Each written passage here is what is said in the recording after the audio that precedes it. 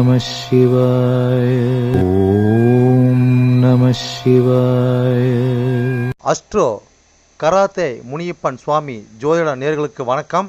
என் குலதெய்வம் பெரியாண்டிச்சம்ம தாயை வணங்கி, என் அப்பன் கராத்தே முனியப்பன் சுவாமியை வணங்கி, என் குருவை வணங்கி வாங்க சிறப்பான பலன்களை பார்ப்போம். வணக்கம்.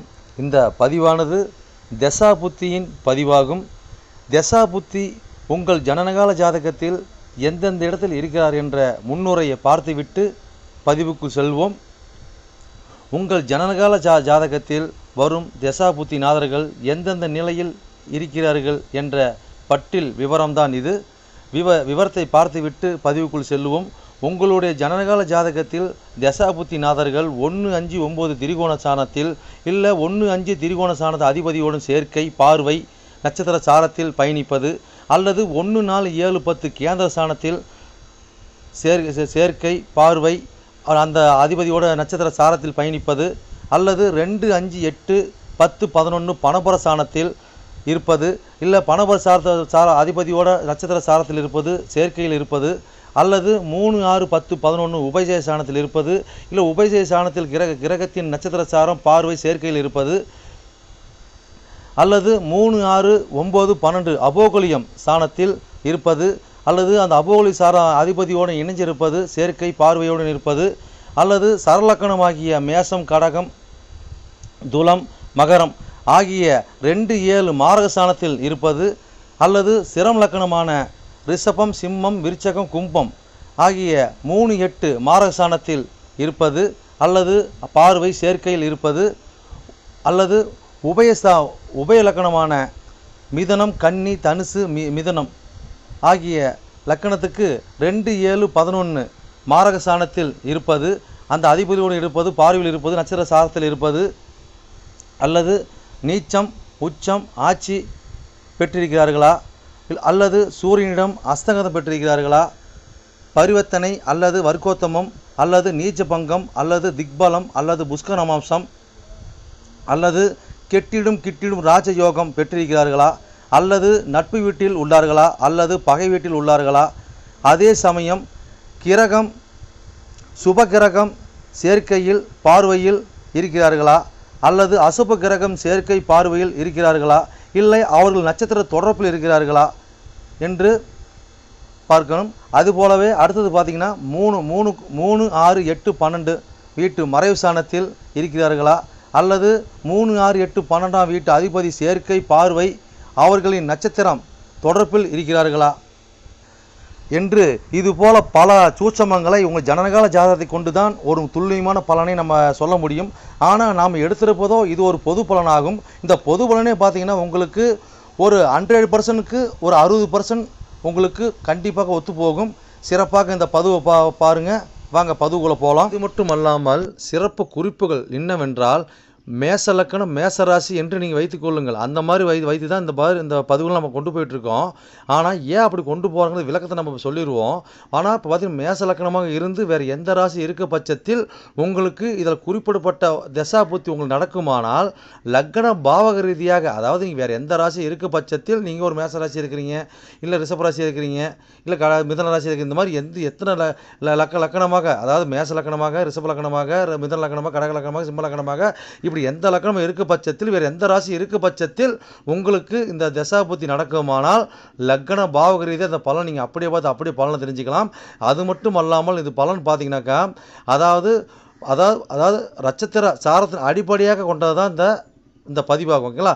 அப்போ நட்சத்திர சாரத்தை அடிப்படையாக கொண்டு தான் ஒவ்வொருத்தருக்கும் ஜனனகால ஜாதகத்தில் நம்ம பலனை பார்க்குறோம். அப்போ நட்சத்திர சாரத்தை அடிப்படையாக கொண்டு பாவக ரீதியாக கொண்டு தான் பார்த்து பலனை நம்ம மக்கள் கொடுத்துட்ருக்குறோம். அப்போ அந்த மாதிரி கொடுக்கும்போது பார்த்தீங்கன்னாக்கா இந்த பலன் என்னவா இருக்குன்னு கேட்டிங்கனாக்கா, அப்போ நட்சத்திர சாரத்தை அடிப்படையாக கொடுக்கும்போது பாவக ரீதியாக கொடுக்கும்போது பார்த்தீங்கன்னா அதாவது பொது பலன் ரீதியாக பார்க்கும்போது என்றென்றும் இது அழியாத பதிவாக இருக்கும் நான் நம்புகிறேன். ஓகேங்களா? அப்போ நீங்கள் எப்பயுமே இந்த பதிவுகள் எடுத்து பார்க்கும்போது பார்த்தீங்கன்னா எந்த ஒரு காலத்திலும் எடுத்து பார்க்கும்போது உங்களுக்கு பொதுவான பலனாக பார்க்கும்போது 100% உங்களுக்கு அப்படியே அந்த பலன் இருக்கும். ஓகேங்களா? மேற்கொண்டது மீதி பார்த்தீங்கன்னா உங்களுக்கு ஜனனகால ஜாதகத்தை கொண்டு எடுத்து பார்க்கும்போது பார்த்தீங்கன்னாக்கா எந்தெந்த இது அமைப்பில் எந்தெந்த வகையில் இருக்குது எந்தெந்த அமைப்பில் இருக்குதுன்னு பட்சத்தில் மீதி பலனை பார்ப்போம்.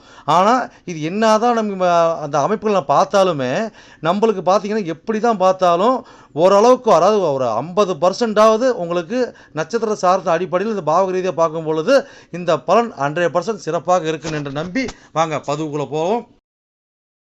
சிம்ப லக்கண சிம்பராசி நேயர்களே, உங்களுக்கு சுக்கிரன் திசையில் சூரியன் புத்தி என்ற பதிவானது லக்கணத்திலிருந்து எண்ணி வர 10ஆம் பாவமான 10ஆம் ராசியின் ரிஷபராசியின் பதிவாகும். ரிஷபராசியில் என்ன நட்சத்திரம் இருக்குது, அந்த நட்சத்திரம் வாயிலாக உங்களுடைய புத்திநாதனாக சூரிய பகவான் எப்படி பயணிச்சு எப்படி உங்களுக்கு பலனளிக்க போகிற அந்த பதிவாகும். இந்த பதிவானது நாங்கள் சிம்பலக்கணம் சிம்பராசிக்காரந்த பதிவு பார்க்கணும்னா அப்படி கிடையாது. சிம்பலக்கணமாக இருந்து வேறு எந்த ராசி இருக்க பட்சத்தில் உங்களுக்கு சுக்கிரன் திசை சூரிய புத்தி நடக்குமான லக்கண பாவக ரீதியாக இந்த பலன் நீங்கள் அப்படியே பார்த்துக்கலாம். 100% ஒத்து வரும். ஓகேங்களா பார்ப்பீங்க.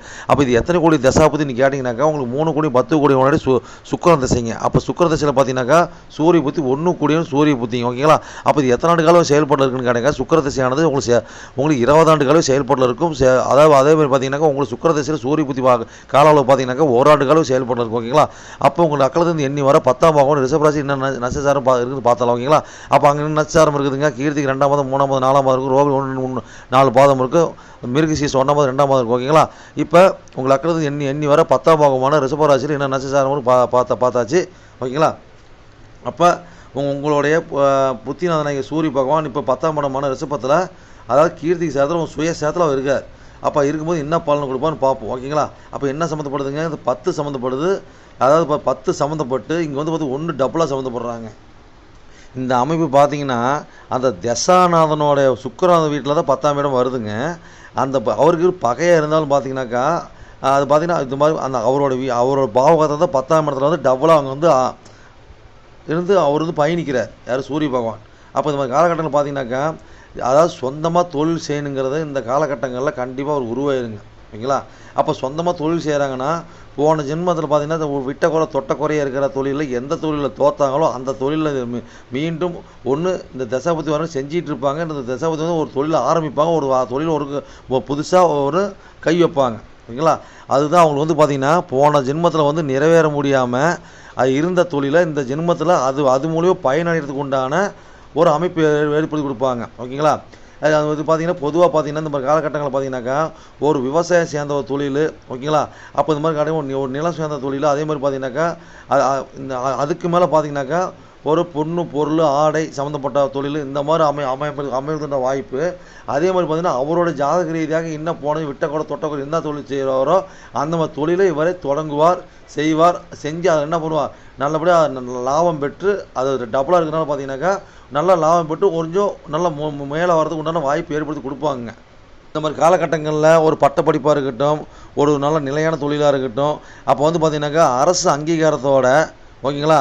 அப்போ அரசில் லோன் வாங்கி அதான் சொல்லப்போனால் அரசாங்க கடன் வாங்கி செய்யக்கூடியது, இல்லை அரசாங்க அங்கீகாரம் பெற்ற ஒரு ஸ்தாபனம்.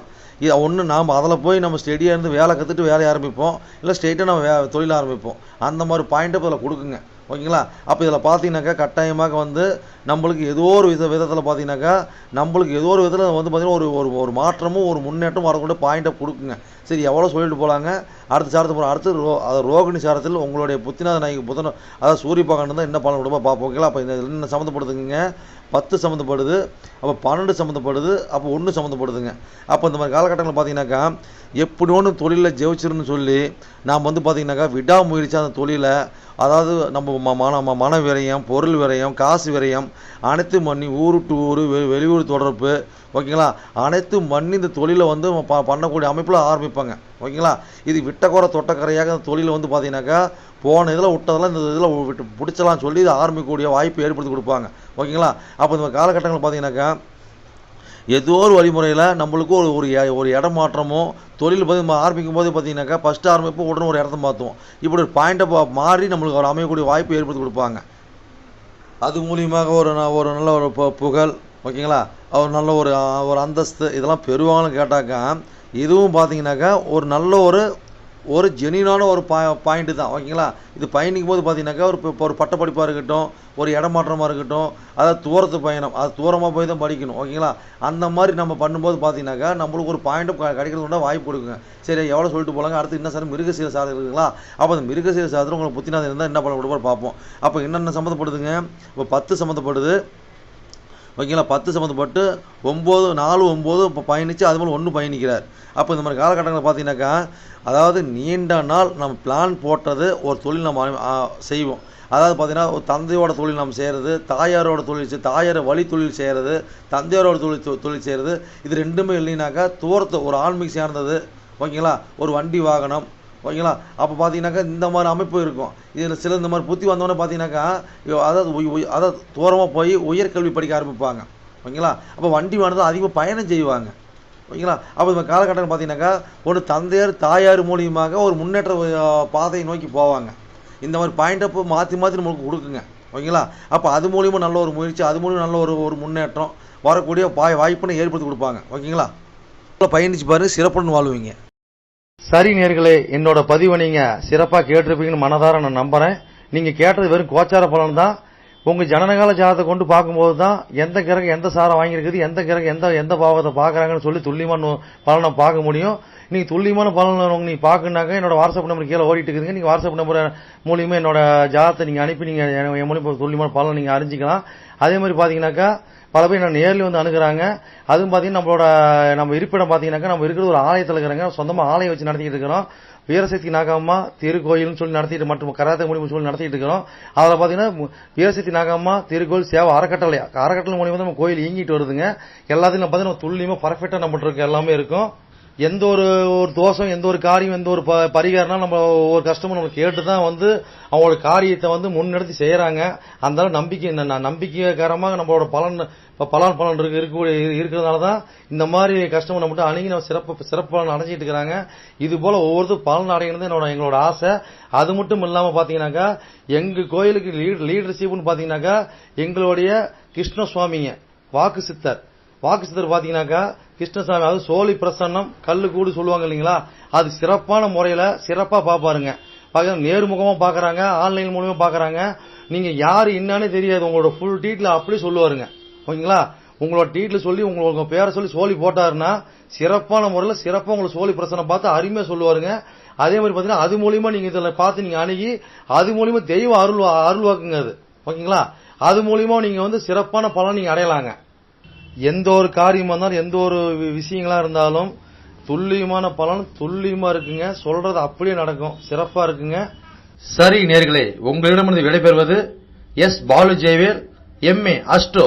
நன்றி, வணக்கம்.